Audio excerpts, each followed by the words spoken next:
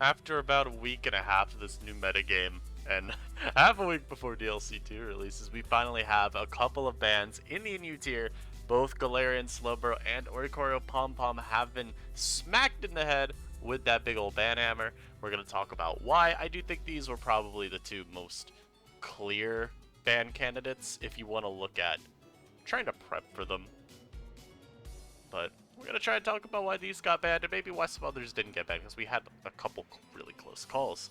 Of course, if you're enjoying this content, you love the meta talks, you love the lives, you love the team building even. We do that every now and then, you know. Make sure that you do subscribe and unsubscribe. We're getting even closer to 6K. I think we're about 200 away. And I know there's going to be 200 of you that aren't subscribed that are watching right now. So you go on down there, you press that little button, and you come back up and you watch the rest of this video, okay? Alright, thank you. So, let's make this bigger. This isn't really able to be seen, but there's not much that I can do to help. Red is banned, green is did not ban. Anything needed at least 7 out of 10 ban votes to be nuked from the tier. And so, I'll try and like hover over it with my mouse so that you can at least know where we're at, because this is about the best I could do. So, let's first talk about Galarian Slowbro, because this had the largest ban margin. 9 out of 10 people wanted to ban it, or at least take action on it in some way. Why do I say that? Because we actually had 3 options. Ban or do not ban, but the third option was open a PR thread about Quick Claw, or just ban Quick Claw outright.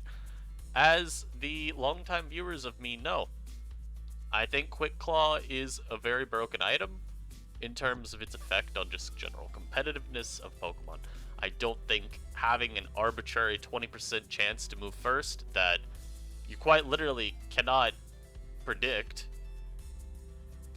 I don't think that's good. There's nothing really that you can do about that. At least with something like status, you know, you can pivot. Priority moves, you can pivot. I don't know if bro's gonna get the super stupid move, and then, you know, maybe I switch around it, and then maybe they get a different move versus my switch it, you know. That can't be predicted around. So I was okay with that option, but the thing with me is I thought Glowbro in general was pretty broken. I didn't think you needed Quick Claw, Quick Draw. And so I voted an outright ban. And we had like 6 out of 10 of us vote for the outright ban, 3 out of 10 voted for Quick Claw. We just ended up talking a little bit more in council about like, hey, should we just change this to a outright ban, because technically 7 out of 10 margins needed to get a ban. I don't recall if when you've got multiple options if that changes anything. I couldn't remember it changing ban threshold necessities. So we talked about it, we ended up changing to a ban. The thing is, really, when you look at Glowbro 2, I think people do get a little too caught up into Quick Draw, Quick Claw combo. There's a couple things that make me think even Quick Claw ban wouldn't do anything. One, Quick Draw is still 30%. And what are some other things in competitive Pokemon that are 30% chance to have happen? Sheer Cold to hit. That's an OHKO move. Those are banned. Scald to burn. Yeah, people will not tell you that's 30%. They're convinced it is like 99%. Focus Blast to miss. Hurricane to miss. All of these things are 30% chance. So obviously, it's not like that's a small number. It's not like we haven't seen 30% be absolutely absurd plenty of times before. And so I felt pretty confident from that perspective too, that it doesn't really matter. I'm gonna slap a different item that instead of my Glowbro. Maybe I got a Resistance Berry now. Maybe I have a Life Orb. Maybe I just want more damage. Maybe I've got Boots. You know, and then you can't get Spikes chip on me. Just options like that would still be present. And this doesn't even touch on the fact that Regenerator is Glowbro's other ability. And Regenerator is incredible, making any set 20 times harder to KO, especially since this mon actually has a recovery move. It's not like... I don't know of any regen mon without one. Cloth. There you go. It's not like Cloth. Or yeah, you've got regen, but you're taking all that chip, and you best not be getting put out of regen range, because then you're still having, you know, passive damage stick. So those bulky, just, you know, calm mindsets, or even bulky nasty plot would still be so potent, because they were able to leverage Glowbro's really good defensive traits, get plenty of opportunities to just boost and cause havoc, and this mon has such good coverage that you could really customize it to whatever the team needs it to do. You know, you got water moves, you got fire moves, you got grass moves, you got the whole shish kebab, man. That's not a phrase, but I'm making it one. The point is, this mod had so much unpredictability within its sets that it was quite hard to prep for because of the strain it put on team building. And I think that kind of gets understated because we get so caught up in the cheesy set. And so people sometimes forget, hey, there's these other sets that are just as, maybe not just as cringe, but they're arguably just as, if not more, broken because they're more consistent. You know, quick draw, quick claw combo, that's 42% chance to randomly go first. Yeah, that's incredibly annoying, but I find that the pressure those other defensive setup sets put out is just as high. So I felt pretty confident voting ban no matter what. As you can see, a lot of us were like, yeah, this mod's dumb. And then we go into Pom-Pom, and Oricorio Pom-Pom, I'm gonna be honest, I felt a little weird when I voted ban, because I didn't run into any when I was laddering. So my entire, and y'all know I ladder a ton. Like, we do what? Basically, how many PS lives would you say we've done this month in the new meta? Probably 10. I think I've done a PS video every day of December up to through now. And we usually get like at least 6 battles. I have like 60 battles in this new meta. That's quite a few. And so, you know, that's a bit odd to not find a single Pom-Pom. It's about the amount of battles you could see someone have to do in a suspect test run, which is kind of, that's a completely different point. That's why I hate suspect tests. You can play a ton of battles and still not find a single Pokemon that's being suspect tested. You might be using it and you just never fight it. That gives you a skewed opinion. But that aside, it made it hard for me to know, like, okay, does this mod feel terrible to play against? Because when I used it, it felt great. We had some games, I think, yeah, that was a video I did with Joey. We had some games where we lost because, or not even lost, but where Oricorio lost because it just missed hurricanes. But that only looks at one set, and we were running offensive Oricorio because I just wanted to hit shit. There's a lot of other sets that are far more scary, at least on paper. The taunt stuff particularly. Fact remains, Chansey is still everywhere, and taunt shuts it down. Taunt shuts down Umbreon, another, you know, bulky mon that could give you some issue if you're not like Terra Steel. You could run into the same issues with Sylveon. Basically, again, if you're not Terra Steel, you run taunt, you're just gonna set up against it, it's gonna pray to like quadruple crit you. That's about it. Snorlax is like one of the few mons that can kind of just hold up no matter what. I think a lot of us were still a little leery of if Snorlax even stays in the tier the whole time. But, you know, it is what it is. Snorlax is kind of one of the few mons that keeps up with Pom-Pom regardless of set. Goodra kind of can, but you still run into some issues because Goodra's move pool, although it's so, or its moves, yeah, I should say it like this. Goodra's moveset that you want to run on it nowadays isn't as clear as back in the original metagame where we had Goodra and Pom-Pom both, and Goodra was actually able to be a check. Because back then you could more justifiably, at least in my opinion, tech stuff like Acid Spray, Sludge Bomb. Nowadays, I feel like Knock Toxic is just almost required for Goodra to really make progress versus teams. So, they're just, you know, you got Goodra not as good as it once was at beating down Pom-Pom. A lot of our special walls are kind of fake checks. The amount of mons that really consistently stop it don't feel too great. What I will say, Pom-Pom's defensive stats are not the same that it used to be. As the meta's power level has gone up, it's not as easy for those bulky sets to find safe turns to like actually pivot into attacks and get setup opportunities like that. So I think once we unban it with DLC 2 in January, I think there's a pretty good shot that it'll be maybe not still like perfectly balanced. It might still be one of those super contentious top rank threats, but it won't look as absurd, at least in my humble opinion. Now let's talk about some of the mods that actually got significant votes to ban, because we have, I want to say three that were 4 or more ban votes. We've got Venomoth over here with multiple. Let's talk about Inteleon, the intelligent mon.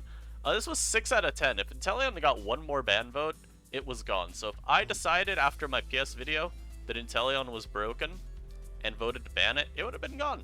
So you all can thank me. I preserved a fun Pokemon for at least another week. Inteleon is very good though. I definitely think the issue with it is just the speed. Not the speed. My bad. God, that's not an issue at all. The bulk. Because when you can't get those safe entry points, it's kind of just dead weight. I mean, y'all saw in some of those games, even in that video, Inteleon was just never able to come out, and so it never did anything. You know, there were some games where maybe it barely did anything, and I could still think of something that it contributed. You know, like, oh, it pressured my opponent with a U-turn. Something like that.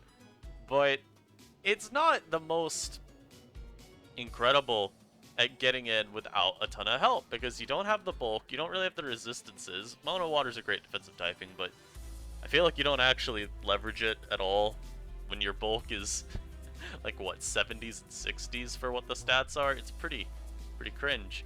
And so it requires a lot of support. And even in that video, and maybe I needed to use Hydro Pump more, I got too focused on using Snipe Shot. I just didn't want to miss. I think you do still, when you Terra, miss out on a couple KOs. This is the sniper set I'm talking about, of course, but, you know, we're getting crits basically on these rolls. Where even like an Umbreon was taking barely 60% from Snipe Shot. And that's kind of egregious. You still got Chansey around in the tier as well, that can give you some issues. Specs' issue, I think, will always just be, do you really want to lock into any of those moves? I think locking into Pump is probably the least punishing option of them all, because even something like Specs Pump is going to do a lot to some, you know, the bulkier switch-ins like maybe Wo-Chien, or Brute Bonnet, or Goodra. These ones are still taking a lot, and when we talk about Water Mean options in NU, it's like, where are they? Tatsugiri? That mon's not used. That isn't a real Pokemon. Toxicroak? As much as I love Croak, it's really not used at all right now, which feels weird to say, but yeah, Toxicroak's just not common. And so, that's really where the ire comes from in Inteleon, where you've got this stupidly good Mon. The defensive counterplay ends up feeling like it's not there, because it just busts out Terra Water Hydro, puts on the little funky goggles, the choice specs, and it just starts beating people down. But ultimately, my ban, or my do not ban vote comes down to me going, yeah, okay, I'm fine with that. I don't really care. The entry points that it finds are not plentiful. You can still pivot around it okay enough. I don't think that it's come to the point of clearly broken. Also, I think maybe I'm just more in favor of Toxicroak than other people. I still think that Mon is really good. So, you know, far be it from me to want to ban a Pokemon that I find fun. Leave me alone. Leave me alone. Let's talk about not Inteleon, Toxtricity. Toxtricity got 4 out of 10 votes, and I do get why people wanted to ban this, because, Jesus Christ, the Boomburst Terra Normal calcs are kind of dumb when you put choice specs on this one. Same thing as Inteleon. Of course, the main difference with these two is I do think Toxtricity actually has a couple more opportunities to switch in, because coming in on something like Umbreon's, I don't want to say easier, because you take a lot from Foul Play, but you're immune to the Toxic and Thunder Wave, and you're not just blasted completely by Foul Play, so that's nice. And then you can come in on something like Sylveon or Florges somewhat consistently as well. So maybe there's a little bit more entry point.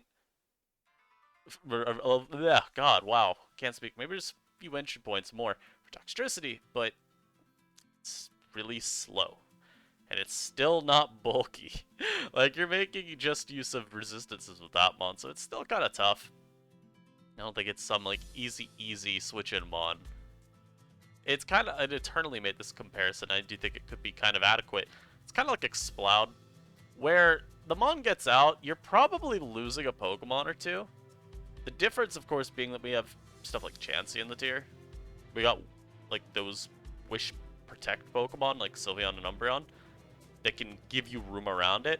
And a Mon like Toxtricity, where we actually deviate from Inteleon, which you could say lacks enough immunities to its scary moves. Toxtricity's got immunities everywhere, like Boomburst. I'm not worried about that. I'm worried about it. But I'm not feeling like, okay, I couldn't have team built to help a bit versus that. We got enough viable ghost types in the tier. We got enough viable mons to put Terra Ghost on. You know, Overdrive and Volt, yeah, we got a ton of ground types. Sludge Bomb, we have Kaparaja right there, my guy. And it, you know, we got even Palisand that kind of just walls Toxtricity entirely. Y'all might find Palisand a weird mention because it just failed a PU. I'm gonna be honest with y'all.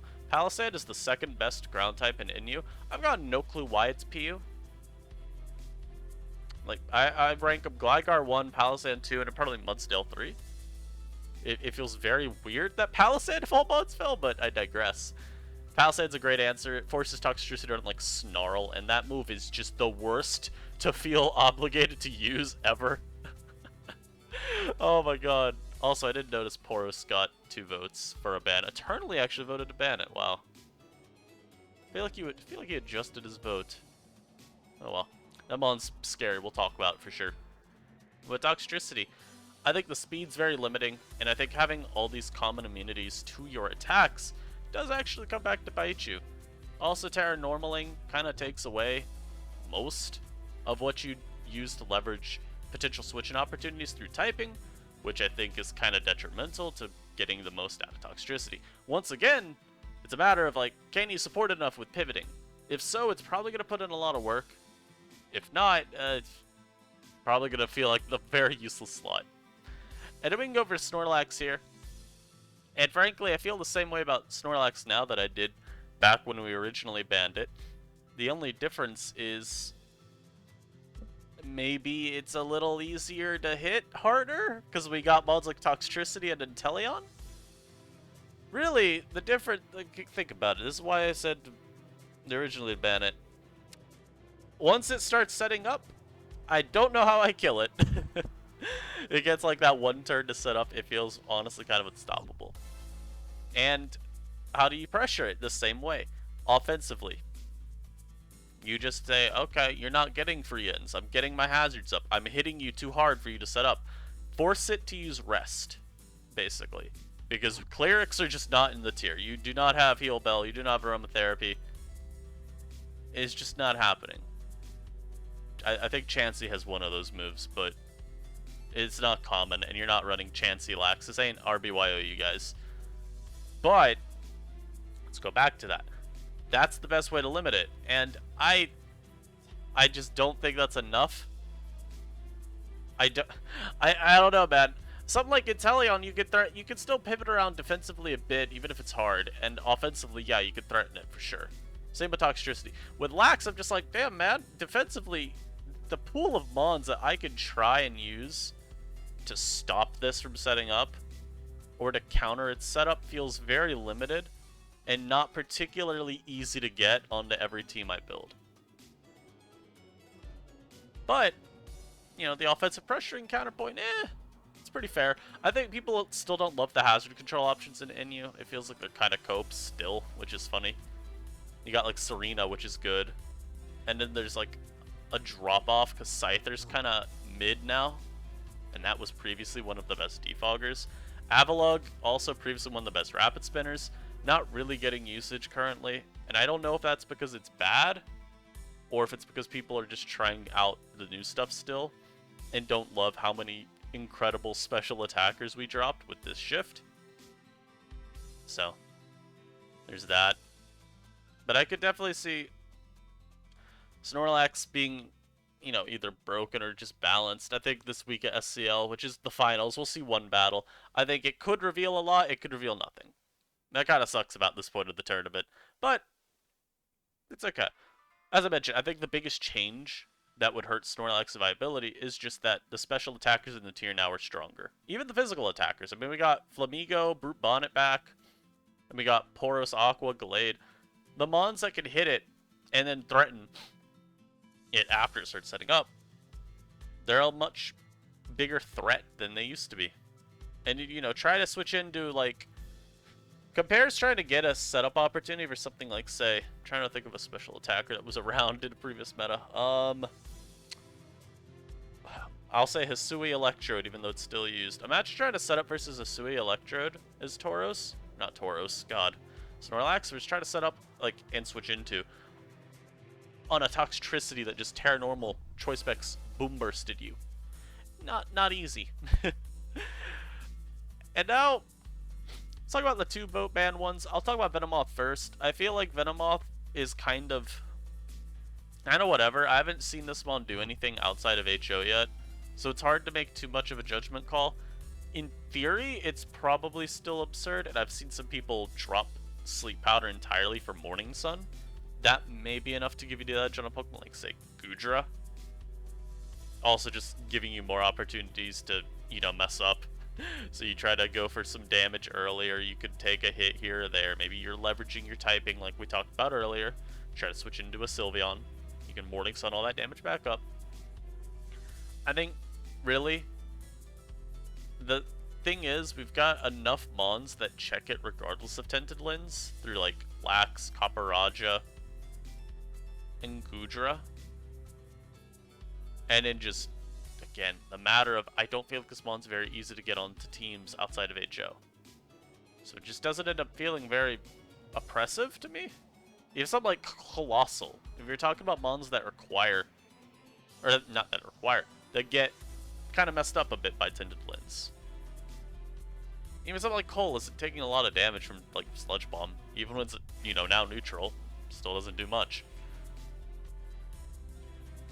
And it probably doesn't help, too. At this point, I actually just thought about Oricorio is allowed in the tier again, so if I really want to, I can go into my Oricorio Sensu as you Quiver Dance, and I can just copy that real quick and then outspeed you and Hurricane you in the neck. So that's kind of funny. But yeah, Venomoth's a scary mon, but one that I still want to look out for a bit. Now we jump all the way over to here, for Poros Aqua. And this guy, I honestly could have seen myself voting ban on it, in large part because what the hell checks this thing in our tier outside of Pokemon Terastallizing? There's not a lot. I'd wager to say not much really does check it without having to Terra. Gligar has to Terra, Avalugg has to Terra. You know, Quillfish is one of the few mons that can check this mon through the course of a game, and you still have to be cautious of entry hazards, because eventually Banded Poros will two-shot you, and who's stopping it from running Earthquake? You know, another option I was thinking about was, like, maybe on Decidueye, the original one, not Hisui, maybe you could run a bulkier Defog Decidueye?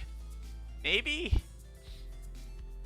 It's just, there's not a lot, so I would definitely keep this on your shit list. Keep an eye out for Poros. Keep an eye out for him. And I'm just going to go left to right. We have some mons with 1 ban vote, but I don't find them too significant. Frostmoth, not a single person voted to ban it. It's just not seen right now. Why would I use Frostmoth over the better Quiver Dancers? That's really it. Also, you compare it, this was an issue even back when it was originally banned. The speed. It's pretty slow. Even when you get a Quiver up, you're still only hitting, if you're max speed timid, 376 speed. It's not very good. Basically, every relevant choice Scarfer is going to outspeed you very, very easily. And a lot of them, especially when you think about back when Frostmoth originally got banned, and Simeon was like the only Scarfer. You know, it's a physical choice Scarfer, you just Terra-Fighting CC'd it in the face, and it got blown up. That's kind of the same issue now, where something like Poros will just Wave Crash you Terra Water, or CC you Terra-Fighting, and you're just gonzo. And we even have more Steel types now. Now, it's not a lot more, but we have Copperajah back, and we got Bronzong, and both of those can give issues, especially since there's not a convenient Terra type to use to catch both of them. Because, you know, you could say, oh, I'll Terra Ground. Or, that's not the first one anyone thinks about. You can say, oh, I'll Terra Fire. Well, okay, have fun getting caught off by Heatproof Bronzong with Earthquake. Also, then you're walled by Delphox. That sounds fun. Okay, though, but I'm Terra Ground, though. Okay, well, Levitate Bronzong, good luck.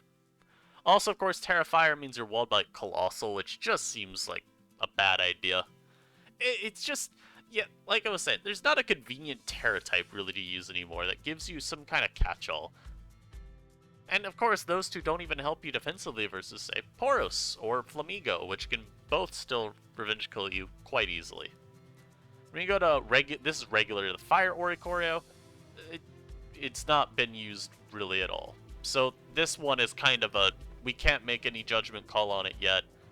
It's certainly not more broken than Pom-Pom, though. Same with Sensu, where we have GXC voting to ban it, but he even said the Sensu ban vote was a precautionary measure more than anything, where he just imagines, okay, just like last time, you ban Pom-Pom, Sensu steps up and just becomes better.